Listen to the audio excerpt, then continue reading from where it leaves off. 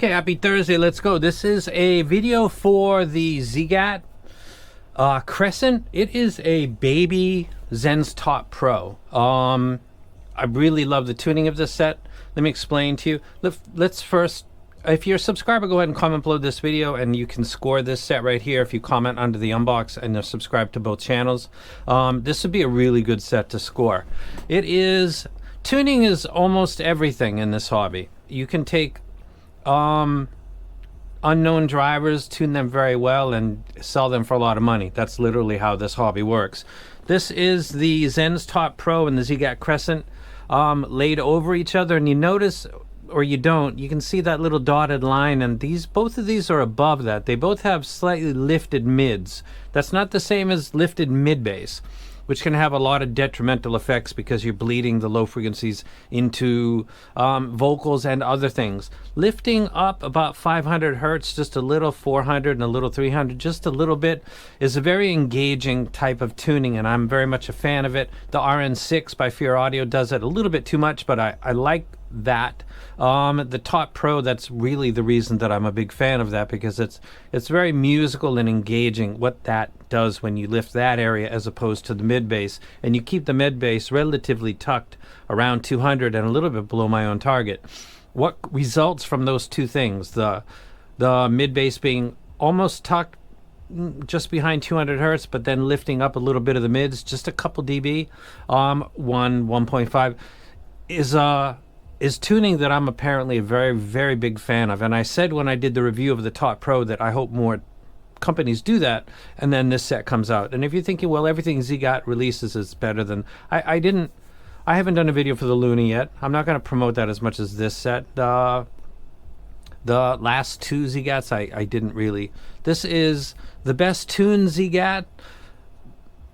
I don't think it's really close. I can see the argument for the Odyssey, but that would be based on price. I think on listening between this and the Odyssey, it's very hard to distinguish the two, though I think that the mid presentation of this is a little bit more engaging and more to my preference. And talking about tuning is everything. The way that the graph is presented on the Odyssey, as opposed to the CRESCENT, with energy going all the way off instead of that drop off, does that really matter? No, but every little bit counts, and if we're going to say that tuning is important, then I think that this is actually probably tuned a little bit better than the Odyssey for my library. So I think that this is the best tuned Ziigaat. I think it's a baby Top Pro, and the frequency response graph, remember the Top Pro doesn't have ESTs.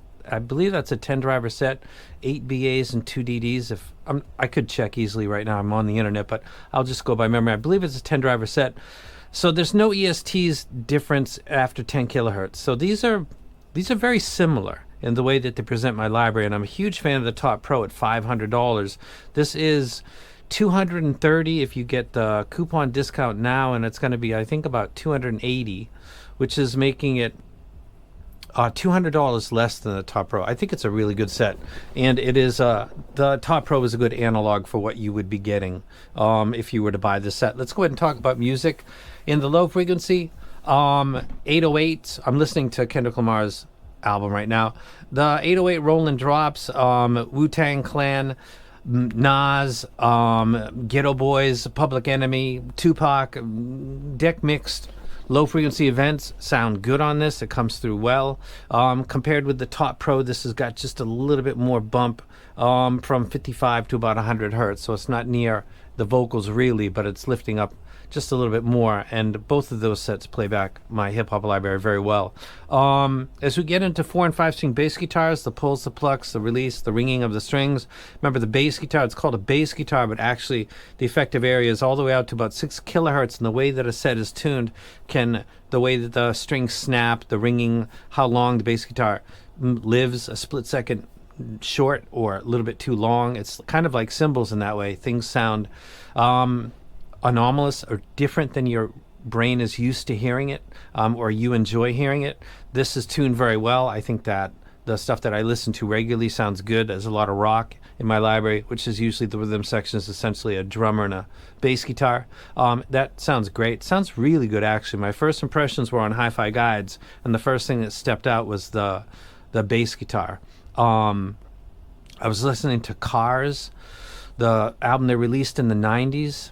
I can't remember the name, but Drive. Who's gonna drive you home tonight? Do do do do do do do do don don don. The snaps were brilliant. Sounded excellent. I got to revisit that album more often. The Speaking of drums, the iconic kick drum by Bonham from the fourth album released by Led Zeppelin, When the Levee Breaks, dun, dun, dun, dun. This comes through good. The bass of the Top Pro, the Crescent, the Odyssey, all of these they're not blooming into the mid, so none of these are bassy, but they do have bass. When it is in the mix, you can hear it. When it's not, you don't, and it doesn't really seem to get in the way. Bonham's kick drum comes in fine, so the low frequency sounds great. There's no one thing like the Kefine, I thought the bass guitar wasn't that great. I just did that, but low frequency events in general were good. As we get into the mids, which is essentially vocals, and one more time just to explain, the mid bass and the way that it's tuned directly and quickly and audibly impacts the way that vocals are presented. It's like a bookend on the left side, and then the ear gain, which is essentially the upper mids, is the other side of the vocal bookend. And if you push that up in its angle of attack or in its amplitude, it will do obvious and audible things very quickly. It'll make it sound louder. It'll make it sound more in your face. So how these two things are and what's in between for me in my library is essentially vocals. It's the easiest thing to pick up. Detrimental tuning for my preferences on that left or right bookend. I think that this type of tuning, that's a lot like a lot of other sets, very expensive ones that you're probably familiar with. This does vocals very well. It's before 200 hertz. Let me take out the Top Pro. You can just look at it a little bit before I take it out. It's quite similar in general, and it's also a DD and BA set. Let me take that out. You see a little dip under my own target around 200. So not only is it coming in at 200, it's a little bit below my target. And then it's got that bump in the mids, which I'm very much a fan of. The bump in the mids makes vocals sound to me more musical and engaging. These terms are difficult to kind of, like, what does that mean, bro? It just sounds nicer to me. Well, what is an example of it? It would be the Fleetwood Mac album, Rumors, that I just was listening to a lot while I was doing the Kefine, because I was trying to nail down what I didn't like about that set. And it was the Stevie Nicks' vocals, which is female vocals, but it's very throaty. And that extra warmth that the Kefine was doing, and possibly, average drivers, it just was a little bit too... a little too throaty. It's like taking a warm source and then a bassy set of IMs, putting it together. It's like a double bats. The bassy set is automatically going to maybe take away some of the details.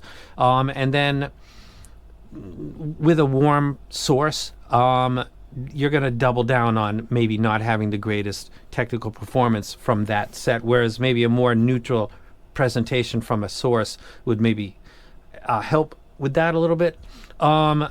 So the musical engaging replay of vocals because of this little mid bump is something that I've spoken about often.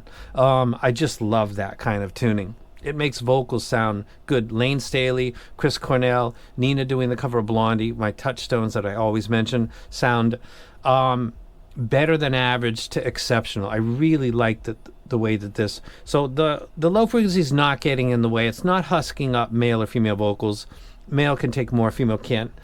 It's not... The angle of attack of the ear gain is not putting vocals up over the mix, like standing out when you clearly don't recall them standing out like that.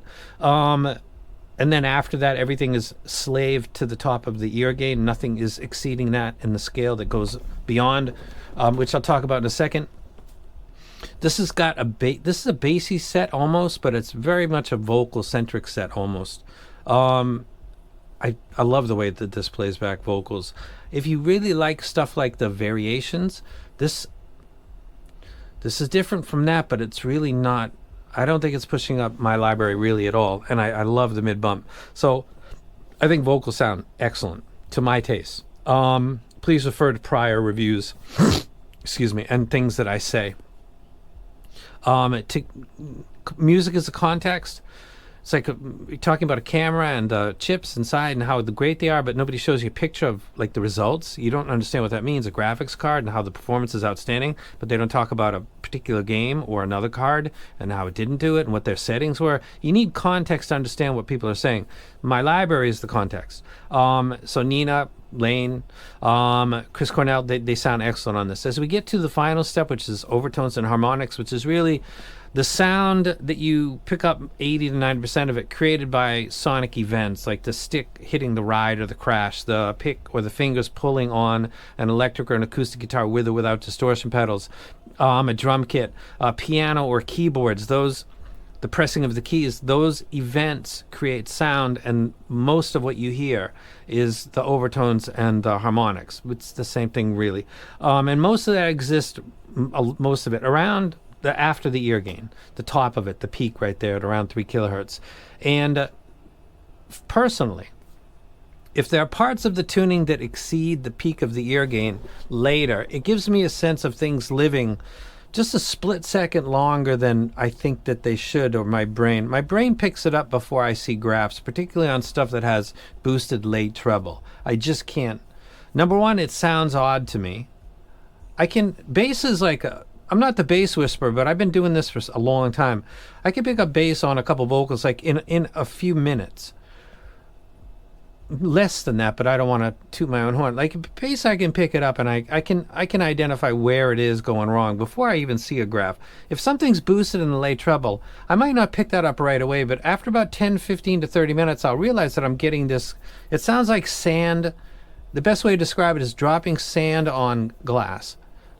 Because there's sparse info, but there is some, and you'll kind of pick it up, especially if it's boosted, and it sounds grainy. And grainy, to me, the best way to describe it is like if you were to drop sand onto glass, not pellets that make loud sounds, just subtle, almost like a television that's not coming in. It's hard to explain, but it's very annoying, and it creates the fatigue. So I don't like the late harmonics boosted. This doesn't do that, but it's also not falling away. I think that the tuning of this, as I said at the beginning of the video, is the best that Ziigaat's done. I think that this range between $200 and $400 is becoming really, really good thanks to companies like Zenz and Ziigaat. There are others that are more familiar with other brands. By the way, some people have said, why don't you review Affle and why don't you review Unique Melody and stuff? There's a point where reviewers, influencers, become a little there's too much baggage, or there's too much other stuff besides just the sound, and you've got to know when to tap yourself out and just like not get in it, because people will see you showing your ass. They'll know that you are on the other team. Again, I don't want to look like I'm on a team. People send me stuff. I'm happy that I get sent stuff, but I give opinions that are positive, negative constantly. But there's some stuff that I just don't want to get involved with. And when I see other people that do videos stepping into the deep water and then drowning, I don't want to do that. So there's some brands that I won't ever review, and there's reasons for that. And appreciate that I don't try to do what I really know I shouldn't. Some stuff, I'm not a robot. Nobody that you watch that gives opinions, depending on, it doesn't matter if they look like they're really, really able to remove themselves. They can't. And your belief in that is misplaced. They're humans too, and there's lots of back stuff that you don't know about, and sometimes that gets to be too much and too stacked and too big, that it can't be gotten over, and you shouldn't even try. So I do get a lot of stuff sent from Linsol, and Ziigaat does make a lot of stuff recently, but I wasn't a fan of a couple of the recent sets, and I didn't really praise them highly. I think the Crescent is legit and arguably the best set they've released. I think that the Odyssey, I'll bring that in now.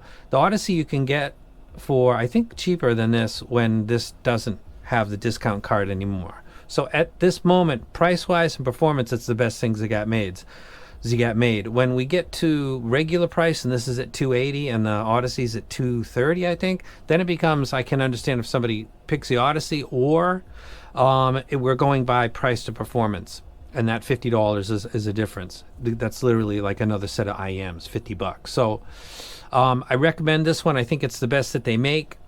It's almost the best in price to performance. The Odyssey, that's an argument. I won't even get into that. But as it is right now, this would be This would be the best set that they make. But again, the Odyssey exists. So that would be the disclaimer. And then there's other sets by other sets. I said the A Audio and the 8 sets that are arguably against any other company, and some people have hypothesized about other companies releasing stuff and coming out, and I get it, but as of right now, I really think the A has just put together a monster selection of tribrids. I think that Ziigaat, as I think it was intended to do, is starting to occupy below that and between the $150 to, let's say, $500 range, and I think they're nailing it. I don't know who's behind this, and I'll point out that the Astra wasn't sent to me on purpose because it has drivers that are non-specific, and they know that I'll bring that up. This has Knowles, and they're... Let me go ahead and get out of this real quick. This video is longer than I anticipated. Ziigaat has its own site.